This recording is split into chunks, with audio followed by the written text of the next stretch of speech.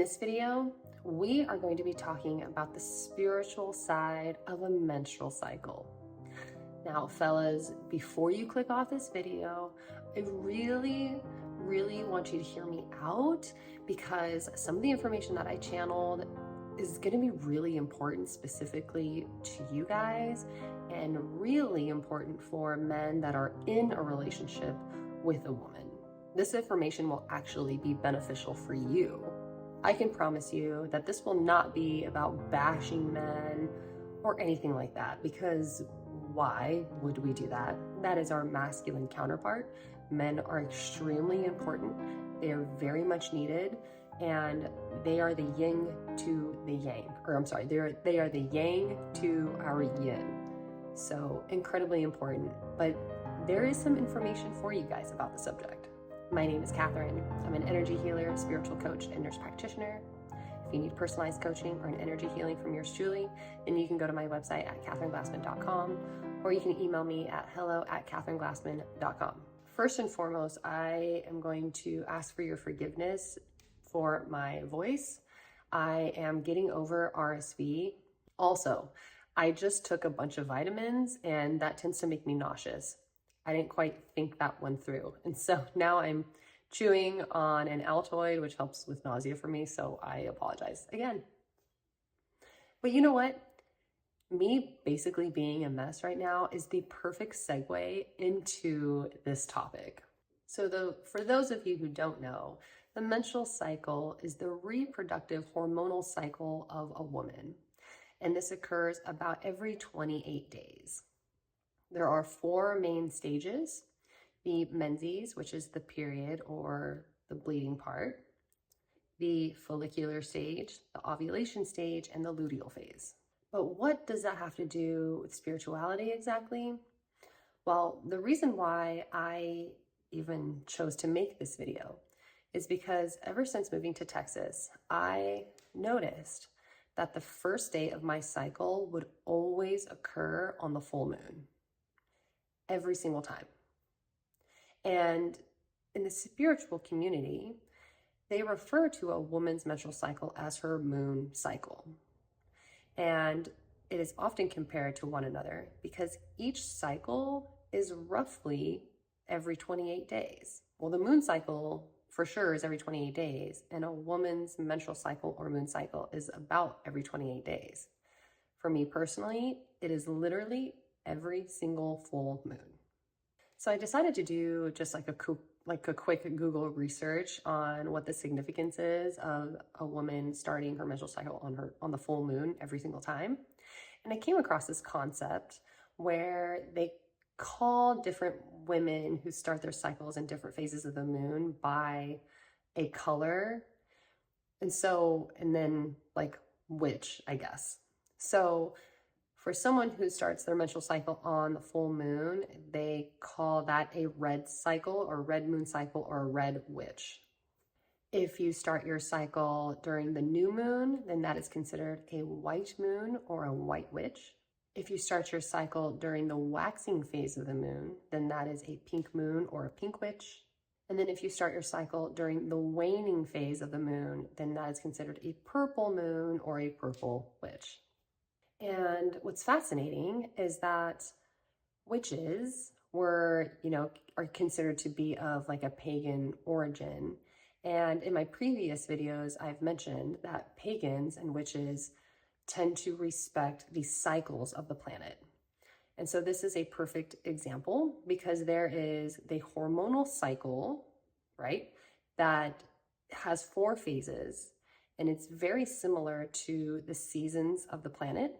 Then you also have the 4 phases of the moon cycle. And so it's almost like a cycle within a cycle. And so each phase of the hormonal cycle of a woman's menstrual cycle can represent a season, whereas one of the phases or all the phases in the moon cycle can also represent a season. Now, when I found this information out about the different colored moons and which, moon you are, I just wanted to have some fun and just wanted to channel to see what each one meant. And so what I've gathered is that if a woman starts her cycle during the new moon, and that means that she is in the phase of gestation or manifestation or abundance. Like she's in this phase of cultivation. If she starts her cycle during the waxing phase, then she is also in the manifestation side, but it's rather more of the action phase now. Like there's movement in this phase. If she starts her cycle during the full moon, then this represents a completion of something. But according to some of the resources online, the red moon or the red moon witch was usually a woman who was like a teacher or a facilitator for ceremonies for women during their cycles. And so now I didn't channel any of this. This is just what I've read. Apparently, women who started their periods during the full moon, they would be the ones there weren't that many.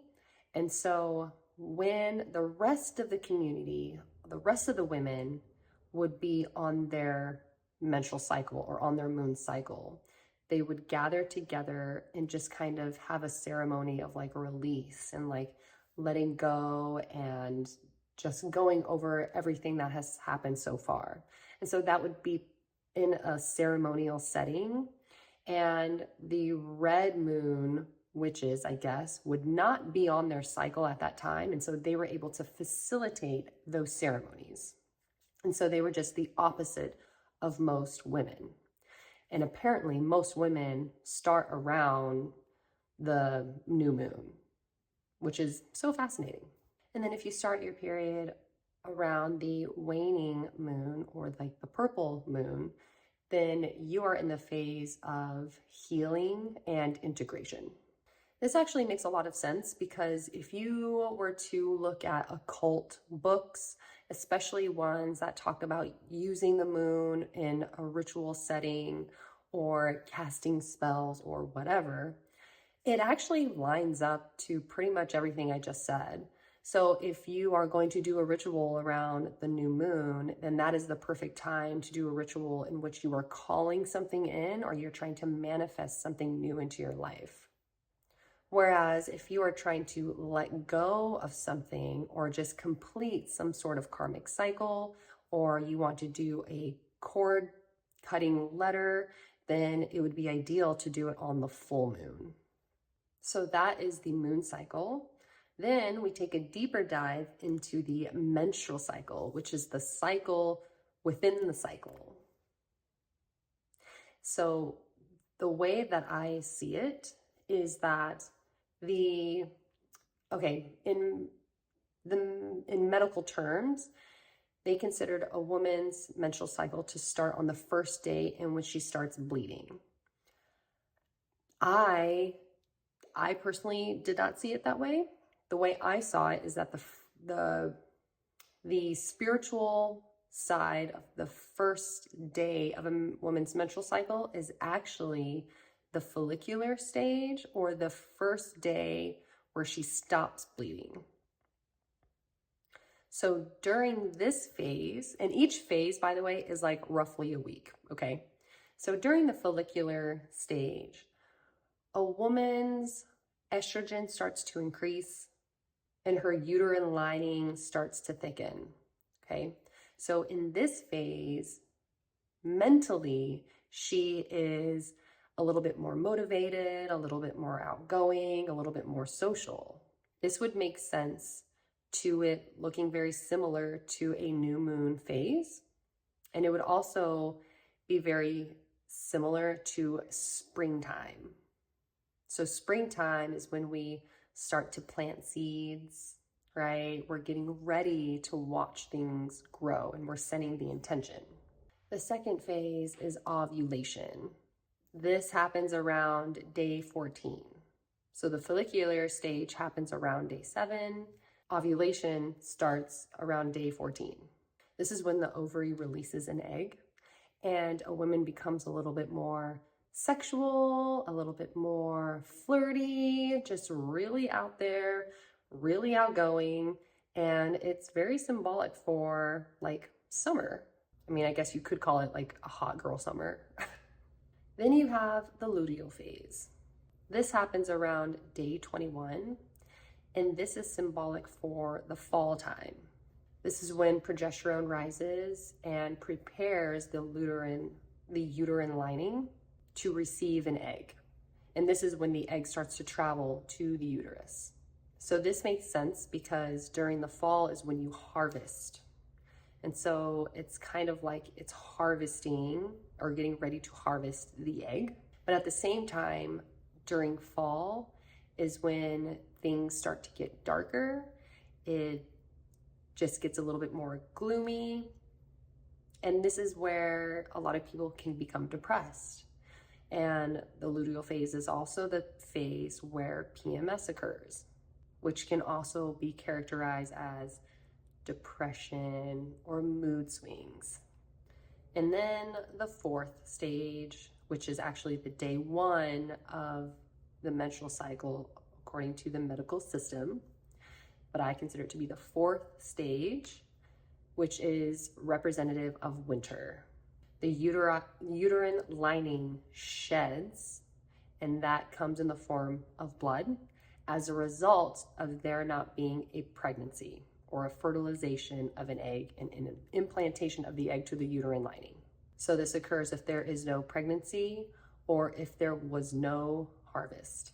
This is representative of staying inside, of becoming a little bit more internal and just nurturing yourself and what you have. And this is kind of what you do during winter as well, right? Bears hibernate. They just kind of stay inside, and humans just stay inside. But this is the time where one must surrender. Now, apparently, there is research out there to support that men are not a direct cause of PMS. However, they can exacerbate it. And apparently, studies have shown that lesbian couples don't tend to have as intense PMS symptoms as heterosexual women that are in a heterosexual relationship with men, obviously. Now, does that mean it's men's fault? No, of course not. But there is this saying, and I don't necessarily agree with it, but there is this running joke, right? That premenstrual symptoms or syndrome, PMS, menopause, menses, menstrual cycle, what do all of those words have in common? They have the word men in them. So of course there are, people out there that will crack jokes like, see, men are the sole root problem of all of these things, right? And that's not the case. However, there does seem to be a correlation. And so I wanted to explore that, and I wanted to channel that information. And what I got was so fascinating. What I got is that for men and women, especially men and women that are together and definitely in a very spiritually connected and divine, just sacred connection, like a very deep connection, what happens is that it's not that men exacerbate PMS necessarily, but if there is an issue between the partners, and it could be literally anything, but if there is some sort of issue that is happening between the man and the woman, then during the luteal phase or the PMS phase, these issues on an emotional, energetic level will rise to the surface. This is why it appears that women are irritable, nitpicky, moody, and they're just sometimes picking a fight. It's not that, and it's not, from what I've channeled, it's not, sure, some of it's hormonally related, sure, but energetically, she is trying to bring something up between the two. And if the man and the woman can come to some sort of resolution or compromise or resolve that issue, and again, take it or leave it, the woman will actually take on that energy of whatever the issue was. She will take it within her body and she will release it through her menstrual cycle. This is why some women can have a vastly different flow every single cycle, and a lot of it can depend on her emotional state and what energy and what things she has taken in, absorbed, and is now releasing it through her body. I personally have witnessed this within myself. If I am resolving a very big issue and sometimes it doesn't involve a man at all, but sometimes it does. If there is a deep work and deep resolution, then my cycle will change. It will just take on different characteristics. It might last longer. It will just be different. And it will look like it is carrying a lot of energy. And so, why is this important for men to know and to understand? Well, it obviously gives men an opportunity to understand that the issue that she might be rising or the issue that she might be raising, if it is an issue between the two of you, if you can be proactive about resolving that particular issue, it is very possible that not only will the issue go away permanently, I mean, you might get like triggered or there might be different aspects that might come back in, but for the most part, you can resolve it entirely, potentially, and it physically get released out of her body and then it never come back again. And so there is actually a healing that can happen between the two of you. This is very symbolic for a woman taking on something from a man. So men are the givers, women are the receivers.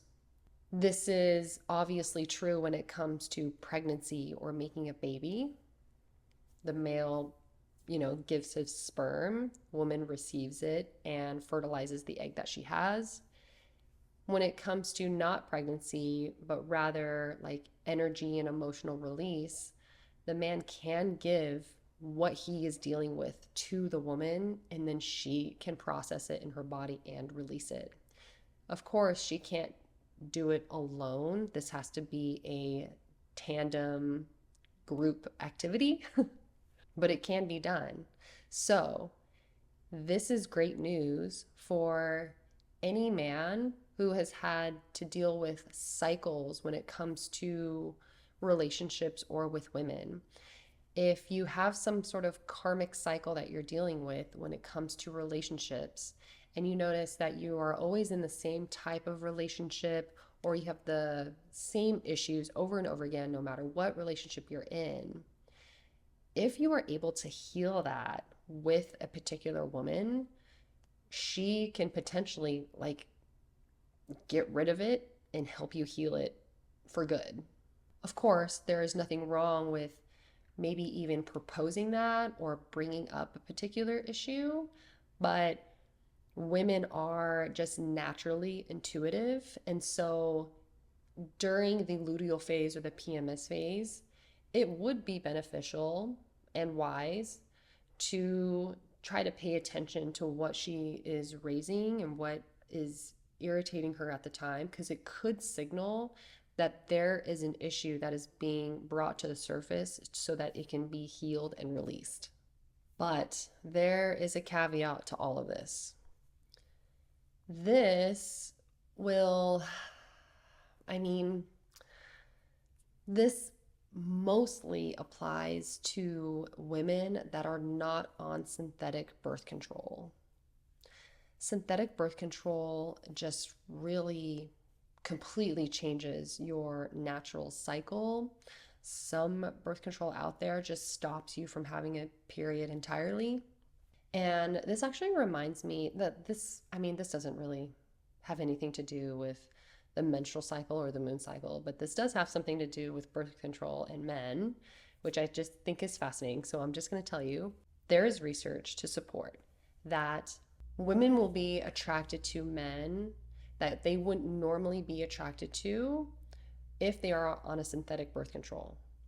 And when they discontinue that birth control, her attraction will change. One researcher took a bunch of guys and had them sleep in some shirts for like a week. And then they took these shirts and they had these random women just smell the shirts and rate the shirts on how attractive they think the men are. And what they found is that the women who were not on birth control were attracted to men who had a completely opposite genome or just a completely different, their genetics were the furthest apart, meaning that they are actually fit best when it comes to producing healthy offspring. Women on birth control, on the other hand, it was the opposite. And they were attracted to men that were a little bit closer to their genome or genetics, which is not conducive to producing healthy offspring. It goes even further. Apparently, there is this phenomenon where women will get into a relationship with men and then choose to get off of the birth control later on. And sometimes when this happens, they lose attraction for their current partner and they end up leaving them. This is because they were artificially suppressing their normal pheromones and their normal attraction abilities or sensory abilities. I don't know. I just wanted to add that because I just thought that was so fascinating. But I guess it just proves further that all of this won't work to the best of its ability if a woman is on a synthetic birth control, unfortunately. I'm not saying that you should get off birth control. I think every woman should just make that decision on their own. There are obviously repercussions of getting pregnant. And, some women have medical conditions where being on a birth control pill actually helps their symptoms. And so, whatever, there's no judgment and there's, it is what it is. You have to go inward and make an intuitive decision on what you're going to do with your body. But as far as tracking your cycle and knowing which moon you are and things like that, it will work the best if you are not on birth control. But anyway, I just thought that was so fascinating. I had that realization, so I just wanted to share it with you guys. But men, we love you. I hope you got something out of this video. Let me know if any of that even applies to you, because I actually had a friend tell me that he did indeed end up getting broken up with because his girlfriend stopped taking birth control. And so it's just so fascinating. And also, if you are with a woman and she's not on birth control and she finds you very attractive, I think you should take that as a pretty high compliment. But anyway, I hope you liked the video. Give it a thumbs up if you did. Consider subscribing, and I will see you next time. Bye.